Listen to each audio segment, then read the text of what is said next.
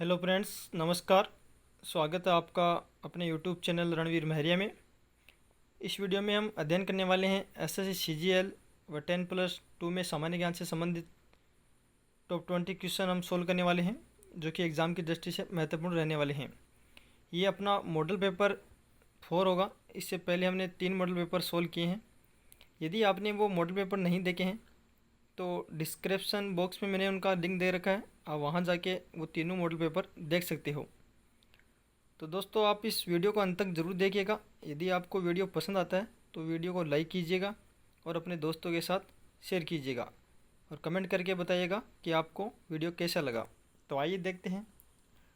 देखिएगा अपना पहला क्वेश्चन, भारतीय संविधान में निहित मौलिक अधिकारों की अवधारणा किस देश के संविधान से ग्रहण की गई है? तो आपके पास 4 ऑप्शन रहेंगे, फ्रांस, ब्रिटेन, संयुक्त राज्य अमेरिका और रूस। तो इसका जो सही आंसर है यह हो जाएगा संयुक्त राज्य अमेरिका। मौलिक अधिकारों की जो अवधारणा है वो संयुक्त राज्य अमेरिका से ग्रहण की गई है। देखिएगा, भारतीय संविधान में निहित मौलिक अधिकारों का विचार अमेरिकी संविधान से लिया गया है। भारतीय संविधान के भाग 3 में निहित मूल अधिकार अमेरिका के अधिकार पत्र के समान है। इन अधिकारों को प्राकृतिक और अपरिहार्य अधिकार भी कहा जाता है। आगे देखिएगा, अगला क्वेश्चन है। देखिए, किस देश में दोहरी नागरिकता का सिद्धांत स्वीकार किया गया है? तो अपने पास 4 ऑप्शन होंगे, भारत, कनाडा, ऑस्ट्रेलिया और संयुक्त राज्य अमेरिका। तो इसका जो सही आंसर है ये हो जाएगा संयुक्त राज्य अमेरिका। दोहरी नागरिकता का जो सिद्धांत है ये भी जो है संयुक्त राज्य अमेरिका से स्वीकार किया गया है। देखिएगा, संयुक्त राज्य अमेरिका में जो है दोहरी नागरिकता का सिद्धांत स्वीकार किया गया है।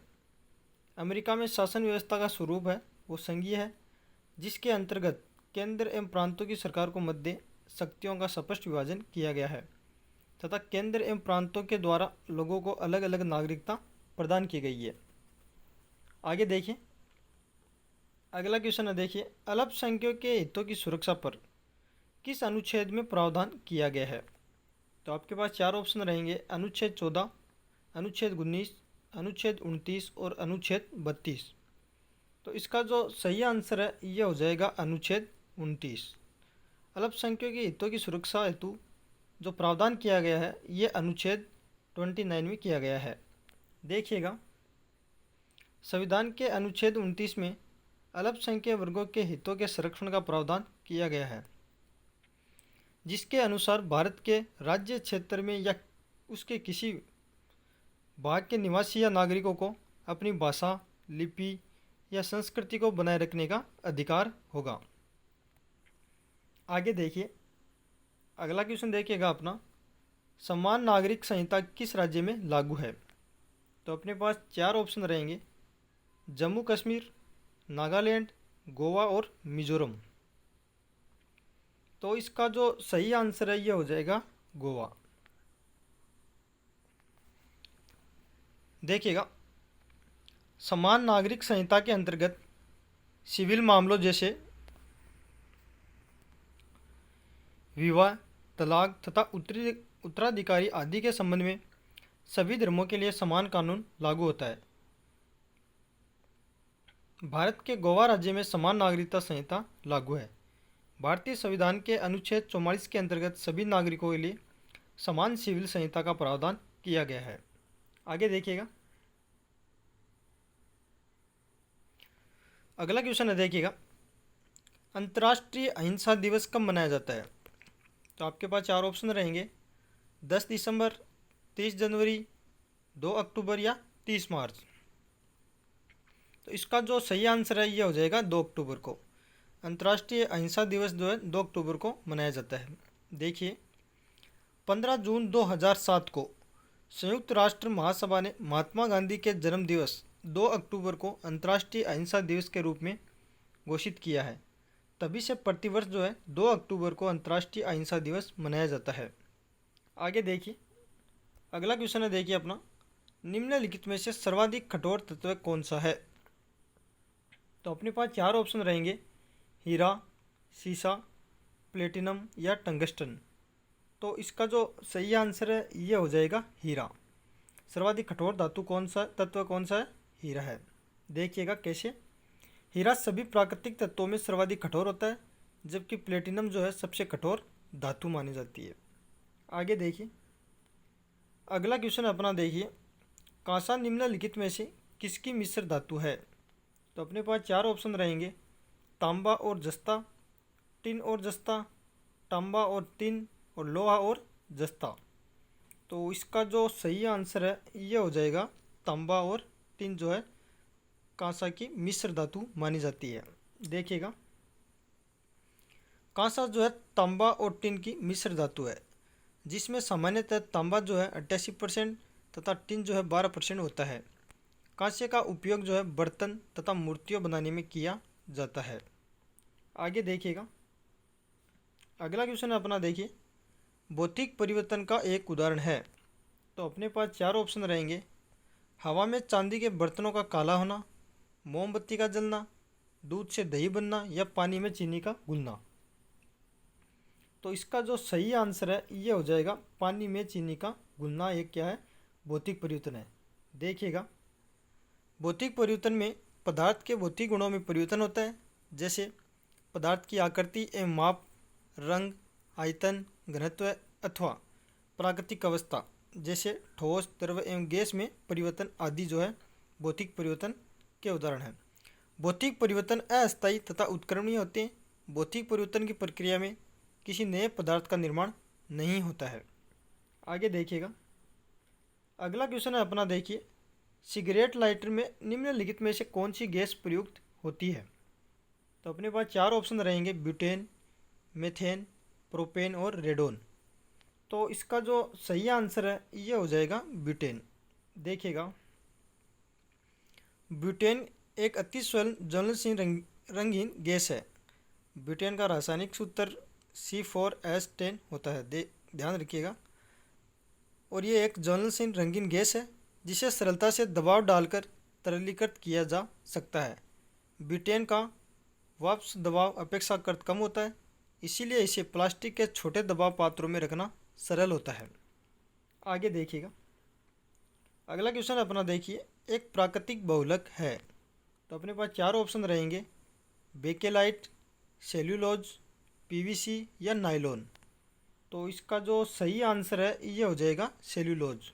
देखिएगा, सेल्यूलोज लकड़ी, रेशम, त्वचा, रबड़ आदि प्राकृतिक बहुलक है, जबकि बेकेलाइट, PVC एवं नायलॉन क्या है? कृत्रिम बहुलक माने जाते हैं। आगे देखिएगा, अगला क्वेश्चन अपना देखिए, निम्न में से कौन सा कर जो है प्रत्यक्ष कर है? तो आपके पास चार ऑप्शन रहेंगे, विक्रय कर, उत्पाद कर, संपदा कर और मनोरंजन कर। तो इसका जो सही आंसर है ये हो जाएगा संपदा कर। देखिएगा, प्रत्यक्ष कर वह कर है जो करदाता से सीधा संबंधित होता है। ये जिसे व्यक्ति पर भारित होता है उसे ही इसका भुगतान करना होता है, जैसे आयकर, संपदा कर, कॉरपोरेट कर, पूंजीगत कर आदि। आगे देखिए, अगला क्वेश्चन है अपना देखिए, GST परिषदों का अध्यक्ष कौन होता है? तो अपने पास चार ऑप्शन रहेंगे, केंद्रीय वित्त मंत्री, केंद्रीय वाणिज्य मंत्री, प्रधानमंत्री या नीति आयोग के उपाध्यक्ष। तो इसका जो सही आंसर है ये हो जाएगा केंद्रीय वित्त मंत्री। देखिएगा, GST परिषद की अध्यक्षता केंद्रीय वित्त मंत्री द्वारा की जाती है। इस परिषद का प्रमुख कार्य वस्तु एवं सेवा कर का क्रियान्वयन एवं नियंत्रण एवं समय समय पर उसमें सुधार करना है। आगे देखिएगा, अगला क्वेश्चन है देखिए अपना, भारत का आर्थिक सर्वेक्षण कौन प्रकाशित करता है? तो अपने पास चार ऑप्शन रहेंगे, सांख्यिकी विभाग द्वारा, CSO द्वारा, वित्त मंत्रालय द्वारा या आर्थिक मामलों का विभाग द्वारा। तो इसका जो सही आंसर है ये हो जाएगा वित्त मंत्रालय द्वारा। देखिएगा, आर्थिक सर्वेक्षण का प्रकाशन वित्त मंत्रालय के द्वारा किया जाता है। ये वित्त मंत्रालय के मुख्य आर्थिक सलाहकार के दिशा निर्देशन में तैयार किया जाता है। आर्थिक सर्वेक्षण वह दस्तावेज है जो विगत वर्ष में आर्थिक विकास के क्षेत्र में प्राप्त उपलब्धियां तथा भविष्य की योजनाओं व रणनीति का प्रारूप प्रस्तुत करता है। आगे देखिए, अगला क्वेश्चन अपना देखिए, सुंदरवन टाइगर रिजर्व किस राज्य में स्थित है? तो अपने पास चार ऑप्शन रहेंगे, ओडिशा, आंध्र प्रदेश, असम और पश्चिमी बंगाल। तो इसका जो सही आंसर है ये हो जाएगा पश्चिमी बंगाल। देखिएगा, सुंदरवन टाइगर रिजर्व है पश्चिमी बंगाल राज्य के दक्षिणी भाग में गंगा नदी के डेल्टा क्षेत्र में स्थित है। ये राष्ट्रीय उद्यान के साथ साथ जैव मंडल आरक्षित क्षेत्र भी है। यह बांग्लादेश के साथ अपनी सीमा साझा करता है। आगे देखिएगा, अगला क्वेश्चन है देखिए अपना, खारी नदी जिसके अफवाह तंत्र का अंग है वह है। तो अपने पास चार ऑप्शन रहेंगे, अरब सागरीय, आंतरिक अफवाह, अनिश्चित अफवाह या बंगाल की खाड़ी। तो इसका जो सही आंसर है ये हो जाएगा बंगाल की खाड़ी। देखिएगा, खारी नदी जो है पश्चिमी भारत में प्रवाहित होने वाली एक नदी है जो गुजरात राज्य में स्थित मटन मध्य गांव से निकलकर चंबल नदी में मिल जाती है। चंबल नदी यमुना नदी की सहायक नदी है जो गंगा के साथ मिलकर बंगाल की खाड़ी में गिरती है। आगे देखिए, अगला क्वेश्चन देखिएगा, चौरी चौरा कांड की वास्तविक तिथि क्या थी। तो आपके पास चार ऑप्शन रहेंगे, 5 फरवरी 1922, 4 फरवरी 1922, 2 फरवरी 1922 या 6 फरवरी 1922। तो इसका जो सही आंसर है ये हो जाएगा 5 फरवरी 1922 को जो है चौरी चौरा कांड की घटना घटित हुई थी। देखिएगा, चौरी चौरा कांड उत्तर प्रदेश में गोरखपुर के समीप एक कस्बा है जहां 5 फरवरी 1922 को भारतीय क्रांतिकारियों ने ब्रिटिश सरकार की एक पुलिस चौकी को आग लगा दी थी, जिसमें 22 पुलिस कर्मचारियों की मृत्यु हो गई और इस घटना को चौरी चौरा घटना के नाम से जाना जाता है। और ये घटना जो हुई थी ये 5 फरवरी 1922 को घटित हुई थी। आगे देखिए, अगला क्वेश्चन देखिए अपना, भारतीय राष्ट्रीय कांग्रेस की स्थापना कब हुई थी। तो अपने पास चार ऑप्शन रहेंगे, 1885, 1886, 1887 या 1888। तो इसका जो सही आंसर है ये हो जाएगा 1885। देखिएगा, भारतीय राष्ट्रीय कांग्रेस की स्थापना जो है 28 दिसंबर 1885 ईस्वी में बम्बई के गवालिया टैंक स्थित गोकुलदास तेजपाल संस्कृत कॉलेज के भवन में की गई थी। इसमें 72 प्रतिनिधियों ने भाग लिया, जिसकी अध्यक्षता योमेश चंद्र बनर्जी ने की थी और इसकी स्थापना जो है A.O. होम के द्वारा की गई थी। आगे देखिए, अगला क्वेश्चन अपना देखिए, खानवा के युद्ध में बाबर द्वारा पराजित किया जाने वाला राजपूत राजा कौन था। तो अपने पास चार ऑप्शन रहेंगे, राणा सांगा, रुद्रदेव, उदय सिंह या राणा प्रताप सिंह। तो इसका जो सही आंसर है ये हो जाएगा राणा सांगा। देखिएगा, खानवा का युद्ध जो है 16 मार्च 1527 ईस्वी को मुगल शासक बाबर एवं मेवाड़ के राजा राणा सांगा के मध्य हुआ था। इसी युद्ध में बाबर ने जिहाद का नारा दिया था। इस युद्ध में विजय के उपरांत बाबर ने जो है गाजी की उपाधि धारण की थी। कौन से युद्ध के पश्चात? खानवा का युद्ध। और खानवा का युद्ध कब हुआ था? 16 मार्च 1527 को। आगे देखिए, अगला क्वेश्चन देखिए अपना, सबसे प्राचीन वेद कौन सा है। तो अपने पास चार ऑप्शन रहेंगे, यजुर्वेद, ऋग्वेद, सामवेद या अथर्ववेद। तो इसका जो सही आंसर है ये हो जाएगा ऋग्वेद। देखिएगा, ऋग्वेद सबसे प्राचीन वेद है। इस वेद में 10 मंडल हैं, 1028 सूक्त हैं तथा 10,580 ऋचाएँ हैं। इस वेद में सुदास व भरत के मध्य हुए 10 राज्य युद्ध का वर्णन किया गया है। ऋग्वेद के मंत्रों का उच्चारण करने वाले ऋषि को होत्र या होता कहा जाता है। अगला क्वेश्चन देखिए अपना, अगला क्वेश्चन है देखिए, उत्तरी गोलार्ध में वर्ष का सबसे छोटा दिन होता है। तो अपने पास चार ऑप्शन रहेंगे, 21 दिसंबर, 22 दिसंबर, 21 जून और 22 जून। तो इसका जो सही आंसर है ये हो जाएगा 22 दिसंबर। देखिएगा, गोलार्ध में वर्ष का सबसे छोटा दिन शीत अयनात अर्थात 22 दिसंबर को तथा सबसे बड़ा दिन ग्रीम्स अयनात अर्थात 21 जून को जो है होता है। इसके विपरीत दक्षिणी गोलार्ध में वर्ष का सबसे छोटा दिन 21 जून तथा सबसे बड़ा दिन जो है 22 दिसंबर होता है। तो दोस्तों, ये थे अपने कुछ एसएससी सीजीएल व 10+2 से संबंधित सामान्य ज्ञान के कुछ महत्वपूर्ण प्रश्नों पर हमने चर्चा की है। आई होप आपको ये वीडियो पसंद आया होगा। यदि आपको वीडियो पसंद आए तो वीडियो को लाइक कीजिए और अपने दोस्तों के साथ शेयर कीजिएगा और हमारे यूट्यूब चैनल रणवीर महरिया को सब्सक्राइब कीजिएगा। थैंक यू दोस्तों, धन्यवाद।